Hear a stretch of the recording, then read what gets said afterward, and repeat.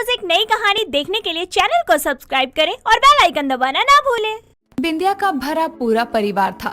5 बेटे, 5 बहुएं। 4 बेटों की शादी को हुए काफी समय हो चुका था, लेकिन छोटे बेटे की शादी को अभी 2 महीने ही हुए थे। जेठानी की शादी को कई साल हो चुके थे, लेकिन किसी के भी बच्चे नहीं थे।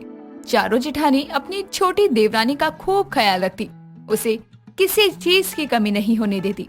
एक रोज जब रूबी किचन में काम कर रही थी, तभी उसकी बड़ी जेठानी रीता कहती है, रूबी, तू यहाँ क्या कर रही है? वो भी इतनी सुबह सुबह। कुछ चाहिए था तुम मुझे कह देती। हाँ दीदी, चाय पीने का मन कर रहा था तो मैं चाय बनाने के लिए आ गई। अब इतनी सुबह किसको कहती, अब सबके लिए ही बना रही हूँ चाय। अभी हम चारों हैं काम करने के लिए, तो तुम अभी आराम करो। अभी तो पूरी उम्र पड़ी है काम करने के लिए।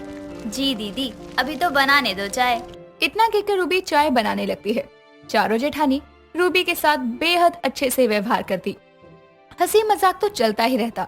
एक रोज चारों जेठानी, सास बिंदिया और रूबी बैठे हुए थे, तभी सरिता पहले की बात बताने लगती है और कहती है, मैं जब घर पे नई नई आई थी तब माँ जी ने मुझे बुलाया और कहा जा जाकर नमक लेकर आ, सब्जी में नमक कम है।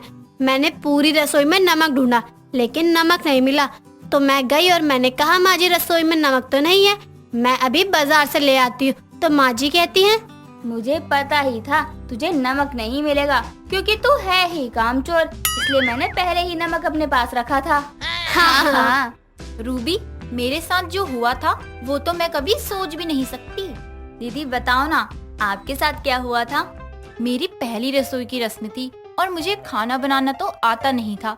मैं किचन में खाना बनाने के लिए पहली बार गई थी। 2 घंटे बाद किचन में जाकर मैंने और माँ जी ने देखा तो गीता ने अपने ऊपर आटा गिरा लिया था। रसोई का सत्यानाश कर रखा था। माँ जी तो गीता को देखकर हंसी नहीं रोक पा रही थी।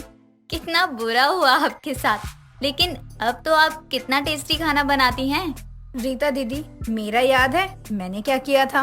बिंदिया हॉल में बैठकर दाल साफ कर रही थी और बबीता का इंतजार कर रही थी। बबीता नहाकर किचन की तरफ जा रही थी, तभी बिंदिया कहती है, कहाँ थी तू? वो मैं नहा रही थी मम्मी जी। इतनी देर तक? हाँ, वो सर धोना था ना, इस वजह से देर हो गई।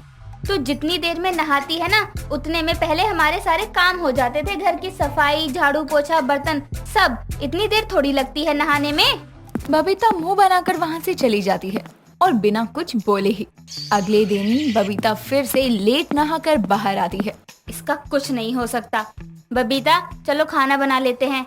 मम्मी जी, अब तक खाना नहीं बना क्या?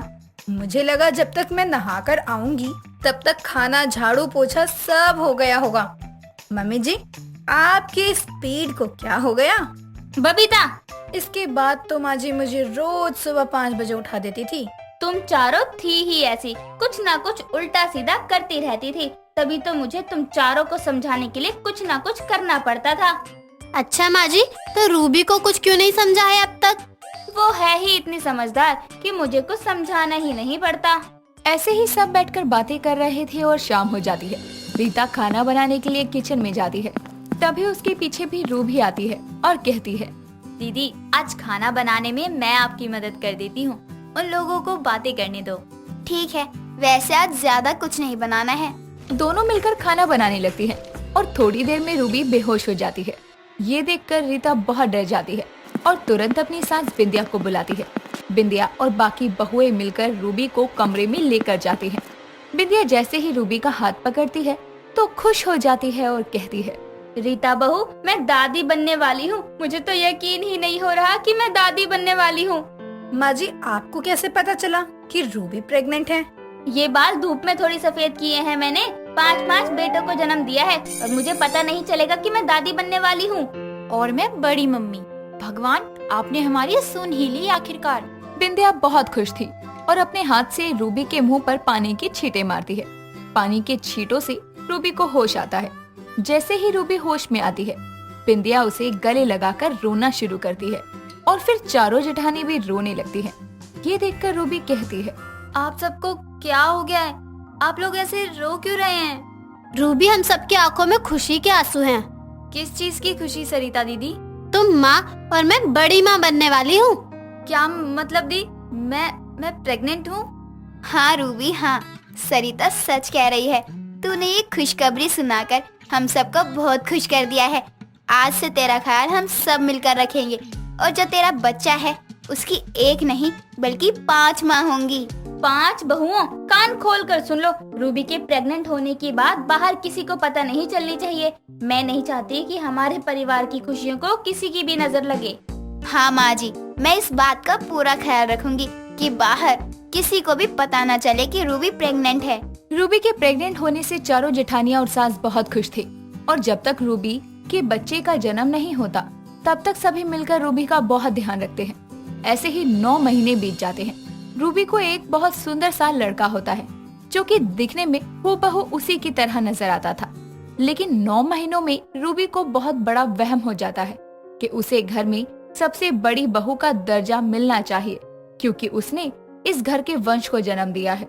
और कहीं ना कहीं वो लोगों के इस भड़कावे में आ भी जाती है कि उसकी चारों जेठानियां बांझ है तो उसे उनसे संभल कर रहना चाहिए। एक रोज गीता चिंटू को खिलाने के लिए गोद में लेती है और जैसे ही गीता चिंटू को गोद में लेती है वैसे ही चिंटू रोने लगता है और ये देखकर रूबी कहती है, खुद के जो कभी बच्चे हुए नहीं तो दीदी आपको क्या ही पता होगा कि बच्चों को कैसे गोद लेते हैं। इतना कहकर रूबी चिंटू को गीता के हाथ से ले लेती है और उसके साथ खेलना शुरू करती है। गीता को रूबी की ये बात बहुत बुरी लगती है। ऐसे ही रूबी एक एक करके अपनी चारों जेठानियों के साथ अजीब व्यवहार शुरू करती है, जिस वजह से चारों चिंटू को नहीं खिलाती और ना ही गोद में लेती।